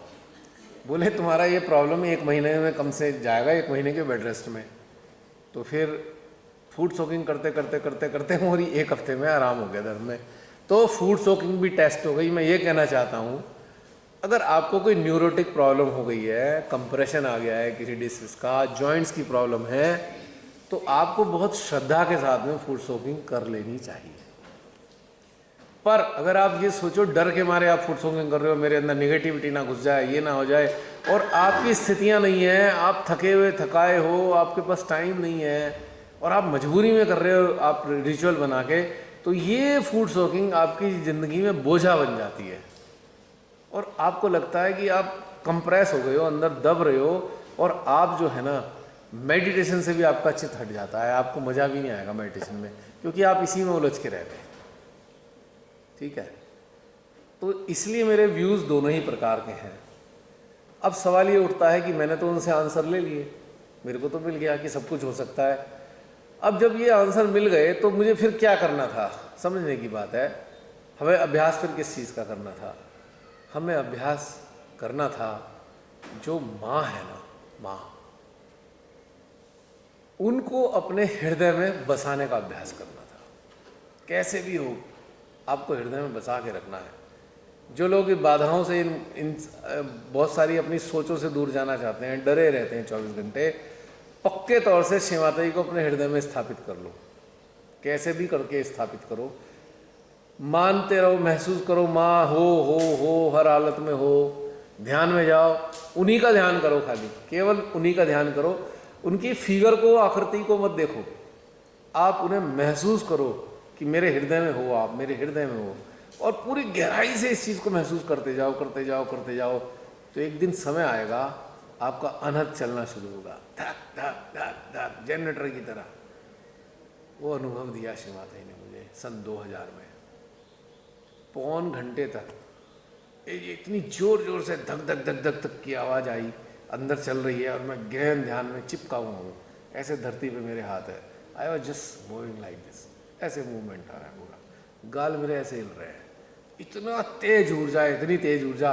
और मैं हृदय में कह रहा हूँ माँ और दो, बड़ा मज़ा आ रहा है, और दो। जैसे बच्चे जो झूले में झोंटे लेते हैं ना, तो पापा मम्मी से कहेंगे मम्मी और जोर से पुश करो ताकि और बड़ा ऐसा झोंटा है। तो मैं अंदर अंदर बड़ा आनंद आ रहा है, हृदय ऐसा खींच रहा था, इतना वैक्यूम बन रहा था हृदय में, इतना वैक्यूम बन रहा था ना, जैसे यहाँ पे कोई गिर्री सी घूमते हुए बिल्कुल अंदर घुसती जा रही है, घुसती जा रही है एक ऐसी चीज़। और जनरेटर के चलने ऐसी आवाज़ आ रही थी। जनरेटर भी कैसा, जो लिस्टर का इंजन होता है ना, जो इस पे रखे होते हैं, क्या कहते हैं, जो गन्ने का रस निकालने वाले एक लिस्टर का इंजन रखते हैं, उसकी हाई स्पीड, उसकी स्लो स्पीड होती है, वो धीरे धीरे पक पक पक चलता है, तो एक आवाज़ करता है ठक ठक ठक। यहाँ पे ऐसे आवाज़ आ रही थी, ठक ठक ठक। और मुझे लग रहा है मेरा दिल धड़क तो नहीं रहा है, दिल तो नहीं है, सेंट्रल हार्ट धड़क रहा था, इतनी ज़ोर ज़ोर से धड़क रहा था। तब जाकर मुझे कबीरदास जी की बात आई कि अनद बजता है, और 2000 में पहला एक्सपीरियंस था। तो मैं ये कहना चाहता था कि अगर आप इंटेंसली श्री माता जी के साथ एकाकार होने लगो तो आपका सिस्टम पूरा एनर्जाइज रहता है, और जो गंगा है ना ऊर्जा की, जो ब्रह्मांड से अवतरित हुई गंगा, साक्षात श्री माँ आदि शक्ति श्री निरंतरा, वो यहाँ पर लगातार गिरती रहती हैं और आपके अंदर सिस्टम में सारा चलता रहता है। यानी कि जब आप उस गंगा का स्नान कर रहे हो गंगा में, तो कौन सी फूड सोकिंग आपको करने की आवश्यकता रह जाती है। इस स्टेट में आपको खुद लगेगा कि ज़रूरत नहीं है। और वैसे तो मैं पिंडी छुड़ाना चाहता था, अब ये एक फैसिलिटी और मिल गई तो मेरे लिए तो बड़ा आसान हो गया, क्योंकि मैं परेशान हो गया था 2 बजे 1 बजे 3 बजे कैसे फूड सोकिंग करूं, सुबह कब उठूं, कब क्या करूं, ये बड़ी मेरे लिए बड़ी लाइफ में समस्या थी। अब मिताली को पता है मेरा आने का टाइम क्या रहता था, क्योंकि कई बार ये जागी होती थी, काफ़ी लेट आना पड़ता था, कुछ मजबूरियाँ थी, हमारे क्षेत्र में लाइट ही नहीं आती थी। अब वर्क चलना है सुबह 9 बजे से लेके 5:30-6 तक, लाइट आ रही है 4 बजे दिन में, बताइए 1 घंटे में आप क्या करोगे। खैर, तो उस चक्कर में मेरी दिनचर्या बड़ी अव्यवस्थित थी। तो मेरे को अब मैं उस दिनचर्या को धन्यवाद देता हूँ, क्योंकि उस दिनचर्या के चक्कर में श्री माता जी से मैंने इतनी सारी बातें करनी पड़ी मेरे को, और बहुत सारी बातें करके जानकर उस चीज़ को प्राप्त करने में मेरे को आसानी हुई। तो अब मेरे को रियलाइज़ हुआ बाद में कि भाई ठीक है, इट्स ओके। अगर इस स्थिति में इस शावर का आप आनंद लिए जा रहे हो, सहस्त्रार की शावर में आप स्नान चलता ही रहता है आपका, तो फिर इसको करने की आवश्यकता नहीं है, क्योंकि ये इसलिए करनी थी कि ये शावर आए। अब जब ये शावर आ रही है तो ये करने की उपयोगिता इसकी जो है कुछ नहीं रही। फिर भी कभी कभी आपको ऐसा लग रहा है बड़ा थके थका हो, आप कर लो, दैट इज़ नॉट बैड, कर लो, इसमें कोई नुकसान नहीं है। तो इसलिए मेरे दोनों ही व्यूज़ हैं कि करना कब चाहिए, जब आवश्यकता हो, और अगर आप रिचुअल बना दिए हो तो बिल्कुल मत करो, क्योंकि आपके आज्ञा चक्र को बिल्कुल बेकार कर देगी। आप सहस्त्रार से उतरकर आज्ञा में फंसे रहोगे। अब आपके अंदर आएगा अब ये वाली चीज़ करूं कि ये वाली चीज़ करूं कि ये वाली चीज़ करूं। आप सहस्त्रार के जॉय से दूर होते जाओगे, कोसों दूर। एक दिन आप बिल्कुल कन्फ्यूज आत्मा बनकर, जैसे गाड़ी गियर में फंस जाती है ना, आगे होती है ना पीछे, तो आप ऐसी स्थिति में फंस जाते हो। तो इसलिए दोनों ही तरीके की चीज़ें हैं। इसके लिए कोई ऐसी निगेटिव फीलिंग नहीं होनी चाहिए, अच्छा हम फूड सोकिंग करते हैं तो हमारा लेवल डाउन हो गया। ये एक मूर्खतापूर्ण सोच है, एक मूर्खतापूर्ण सोच है, क्योंकि ये तो एक आवश्यकता के अनुसार करने वाला घटनाक्रम है, कभी भी की जा सकती है। तो और अब इसका बेनिफिट क्या है? सबसे बड़ा बेनिफिट जो मैंने ऑब्जर्व किया, जो मैंने करके देखा था, देखिए, अगर हमारा अवेयरनेस, हमारी चेतना मन के शिकंजे में फंसी रहती है, तो मैं कहूँगा आप उसे कर सकते हैं, रेगुलर भी कर सकते हैं। अगर आप मन से हट चुके हैं, अब मन में फंसे होने के कारण आपको न्यूरोटिक सिस्टम में ब्लॉकेज फील होगी। न्यूरोटिक सिस्टम आपका फ्रीली मूव नहीं करेगा और आपकी वाइटल एनर्जी उसमें ब्लॉक होती रहेगी, जिसके कारण अभी स्थान स्थान पे आपको शारीरिक प्रॉब्लम हो सकते हैं उस वाइटल एनर्जी के फ्लो के ब्लॉक होने के कारण। तो फूड सोकिंग क्या करती है, इसके अंदर जब वो सॉल्ट डाल दिया जाता है तो सागर का जल बन जाता है, और सागर के जल की ये प्रॉपर्टीज़ हैं कि जितना भी कंटेमिनेशन न्यूरोटिक सिस्टम में आपके आया है उसको सक कर लेता है। तो आपको न्यूरोटिक सिस्टम को बैलेंस करने के लिए बेहतरीन चीज़ है फूड सोकिंग, इससे अच्छी कोई चीज़ नहीं मानता मैं। आप मूड खराब है आपका, बैठ जाओ शांति से, आपका मूड भी एकदम फ्रेश कर देगा, क्योंकि जैसे ही न्यूरोटिक ब्लॉकेज आपके अंदर आएगी तो वो क्लियर हुआ तो आपका मूड भी काफ़ी बैलेंस हो गया, आपको अच्छा महसूस होगा। और उस काल में जब शिव माता जी ने बताया तो उस काल में क्या, इस काल में छोड़ो, सहस्त्रार पे स्थित नहीं है सहजी, बहुत सारे सहजी सहस्त्रार में स्थिति है ही नहीं, परमानेंट रहती नहीं स्थिति, तो उनको करने से कोई नुकसान नहीं होता है। लेकिन जिसको एश्योरेंस है कि हाँ तू तो रहता ही सहस्त्रार पे है, तेरा एनर्जी लेवल उसी स्थिति में बना हुआ है, और तुझको करना है या नहीं करना, तेरी चेतना में आता है कि नहीं करना है या करना है, तो अपनी चेतना के अनुसार आप उसको कार्य करें। इसका कोई हार्ड एंड फास्ट रूल नहीं। ये इसका साइकोलॉजिकल इफेक्ट ज्यादा है, ये जितने भी क्लियरेंसेस है, अगर जैसे आपने बताया नहीं करेंगे तो डर है, डर, बल्कि वो प्रॉपर तो सॉल्व नहीं हो रहा, रादर दूसरा प्रेशर, इसी के कारण तो कंडीशनिंग बन गई है। अगर आपने कंडीशनिंग नहीं बनाया है तो आपके लिए बहुत रिफ्रेशिंग है, अगर कंडीशनिंग बना लिया है तो आपके लिए तो आपके सहस्त्रार से नीचे धकेलने में इसका बहुत बड़ा हाथ है। इसी एक फूड सॉकिंग का ही नहीं, सब प्रकार की जो टेक्निक है आपको पटक के मारेंगी नीचे, ये सारी आपको आज्ञा चक्र में फंसा के छोड़ देंगी, क्योंकि इसकी सारी सीक्वेंस आपके डेटा बैंक के अंदर सेव है। अब ये डेटा आपको चला रहा है, आप अपनी आत्मा से संचालित नहीं हो रहे। तो यहाँ पे गलत होती है कि आपकी आत्मा अब इस सीक्वेंस से संचालित होने लगी है, आपकी आत्मा इसके शिकंजे में फंस गई है, इस सीक्वेंस के। आप कभी जूता मार रहे हो बिना बात के, आज्ञा चक्र में कोई प्रॉब्लम है नहीं, लिया पीट दिया आज्ञा चक्र को, वो कह रहा है भैया क्या प्रॉब्लम है, मैं तो ठीक हूँ, फिर भी पीट दिया मुझे। तो ऐसा करते हैं। मैंने इनसे पूछा भाई आप शू बीटिंग क्यों करते हो? आज्ञा को ठीक करने के लिए। मैंने कहा आपको आज्ञा गड़बड़ क्यों लगता है? नहीं माने कहा है करना चाहिए। मैंने कहा गड़बड़ है क्या आपका? आपकी उंगली में दर्द वर्द आता है किसी? नहीं। मैंने कहा फिर क्यों करते हो? क्या पता गड़बड़ हो जाए। ले भाई अभी है नहीं, पहले ठीक करने के लिए काम कर दिया, इसका मतलब क्या किया आपने जो है कॉम्बी फ्लेम पहले ही खा ली, क्या पता कल को बुखार हो जाए। अब उसके बाद आप ऐसा कर रहे हो आए दिन, पता लगा डॉक्टर ने कहा भी क्या हुआ, आपकी किडनी के साथ आपने क्या अत्याचार किया है, स्वेलिंग आ रही है आपकी बॉडी में, आपकी किडनी में इन्फेक्शन हो गया है, क्या किया भाई, क्या खाया था बताओ, कौन सी एलर्जी हो गई कि आपको, कोई बहुत नुकसान पहुंचाया आपने। दबे आवाज़ में कह रहे हैं जी हम कॉम्बी फ्लेम खाते हैं। अच्छा आपको बुखार रहता है? नहीं। फिर क्यों खाते हो? बस वो सोचते थे जा रहे हैं बाहर कभी बुखार हो जाए। बोला यही तुमने अपनी किडनी का बेड़ा गर्क कर दिया है कॉम्बी फ्लेम खा खा के। तो हम बिना आवश्यकता के कोई चीज़ अगर करते हैं, बिकॉज ये सारी टेक्निक एक ट्रीटमेंट है, behave like a treatment for your anatomy, physical body के लिए एक ट्रीटमेंट है। अगर इनमें ज़रूरत है तो करो ना, आपकी मन अवस्था ठीक नहीं रहती है कर लो एटलीस्ट, लेकिन बिना ज़रूरत के क्यों कर रहे हो? तो यहाँ पे ये थोड़ा सा आपको समझ में आना चाहिए। अब हमें खुद को देखना है कि हमारा एनर्जी लेवल क्या कहता है। हमारा सेंट्रल हार्ट में ऊर्जा है, हमारे सहस्त्रार में खूब ऊर्जा है, मन कहीं गियर में फंसा हुआ है? नहीं है। कोई कंडीशनिंग सता रही है? नहीं सता रही। कोई डर है? नहीं है। तो फिर कोई करने की ज़रूरत नहीं है।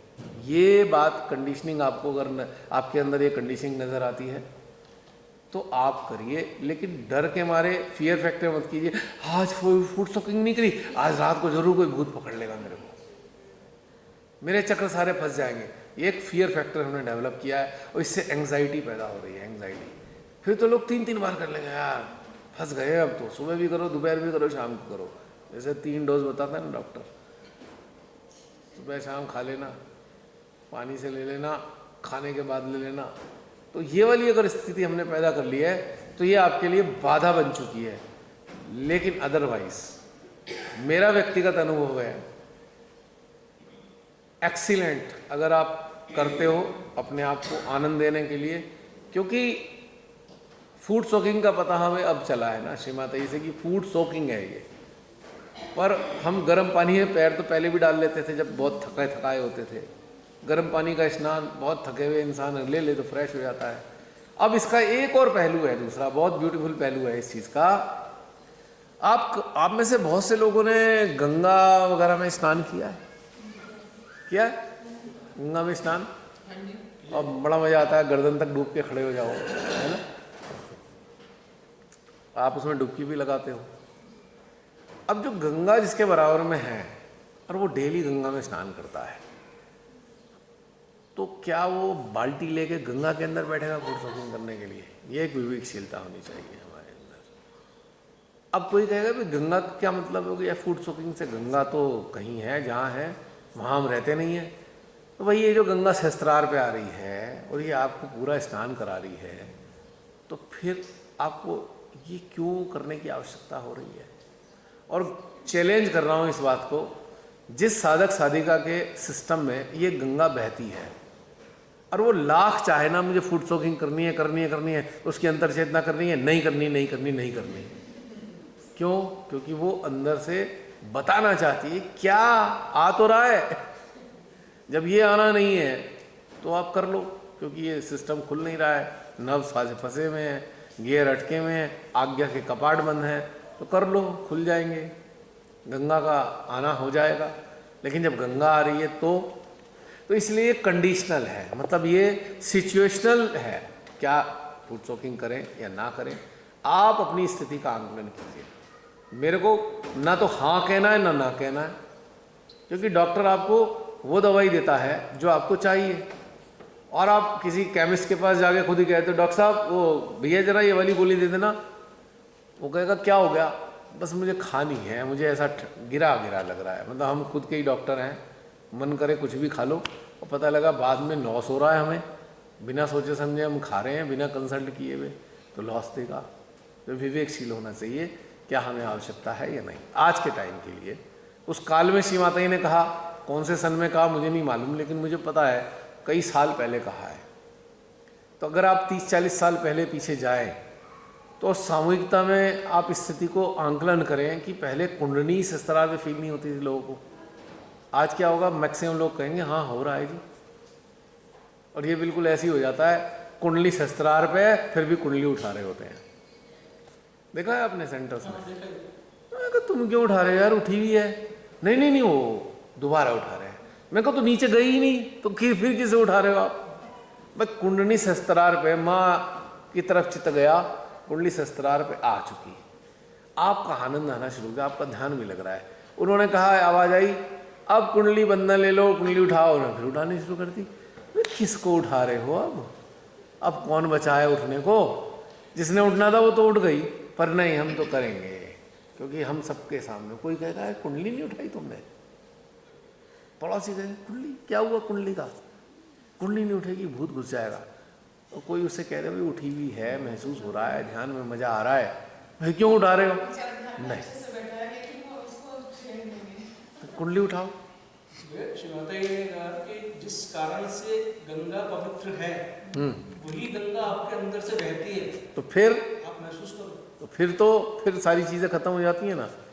तो इस बात को मैंने अब ये वाला पक्ष भी बताया, मैंने आपको 6 क्वेश्चन वाला पक्ष भी बताया। तो ये इंडिविजुअल अप्रोच है आपकी, आप किस तरीके से श्री माता के साथ इंटरेक्ट कर चुके हैं और माँ की अनुभूति आपको किस स्तर पे होती है। तो ये सारे कर्मकांड, ये सारी टेक्निक्स इसी पे निर्भर करते हैं कि आपकी अपनी स्थिति क्या है। तो इसका कोई हार्ड एंड फास्ट रूल नहीं है। मैं तो किसी को आज तक मना नहीं किया कि फूड सोकिंग मत करो, आई डिडंट